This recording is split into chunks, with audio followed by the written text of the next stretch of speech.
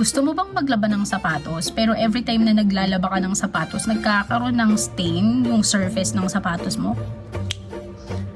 Tuturuan kita kung paano natin maiiwasan yun. So eto na nga mga day, nagbihis muna ako bago tayo maglaban ng sapatos. As you can see, yung 5 layers nga ng shurak namin ay mga sapatos ko at yung natitirang layers ay para naman kay hubby. Tapos kung may natirang space, akin pa rin yun. Lalaban nga natin yung 3 rubber shoes na ginagamit ko pang office. Itong Nike, na least favorite ko kasi medyo masakit siya sa paa. Itong Star Wars na World Balance na binigay ni hubby bago pa mag-pandemic. Na obviously, even after years, it still serves its purpose. At syempre, ang pinaka-favorite ko sa lahat, itong Adidas. Magaan kasi yan at komportabling suotin. Naisipan ko nga dito na lang sa banyo maglaban ng sapatos. Semana Santa kasi ngayon at super init sa garahe mga day. Ito nga at bago tayo magsimula, itatanggalin muna dapat natin yung mga sintas.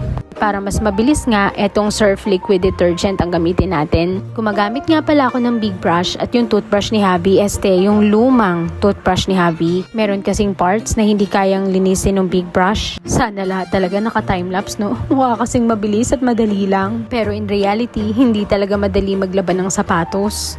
Relate ka, no? At syempre, pagtapos nga, ito namang sintas ang lalabhan ko. Punta na nga tayo sa exciting part. Ito na yung life hack, mga day. Kailangan mo lang ng tirik na araw at itong tissue. Kailangan talaga niyan, day, para hindi sayang yung laba mo. So, ang gagawin nga lang natin ay babalutin natin ng tissue itong basang sapatos. Lalo na yung mga parts na prone sa stain. Wala naman talagang format kung paano, basta ang importante lang, matakpan mo. Makapal nga yung pagbalot ko ng tissue kasi kailangan talaga yun mga day. At heto nga, gawin muna natin to sa lahat ng sapatos. At dahil sobrang init ngayon, sure ako na bukas lang ng hapon, tuyo na tong mga sapatos na nilaban ko. At pagtapos nga natin mabalot lahat ng sapatos, bilad lang natin sa araw at hintayin matuyo. 2,000 years later.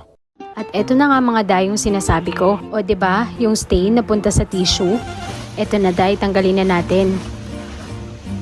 Gawin natin yung sumali.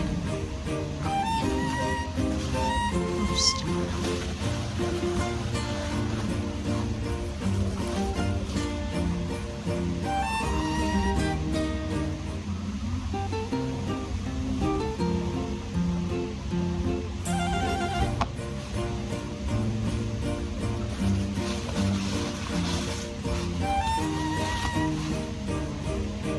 At eto na nga yung huling shoes natin mga day. O 'di ba, walang stains? Parang bago ulit. Kung nanghihinayang nga kayo dun sa mga tissue na ginamit natin, huwag kayong mag-alala. Ginagamit namin yun pang puna sa ihi ng senior dog na to. O paano mga day? Try nyo na sa mga sapatos nyo.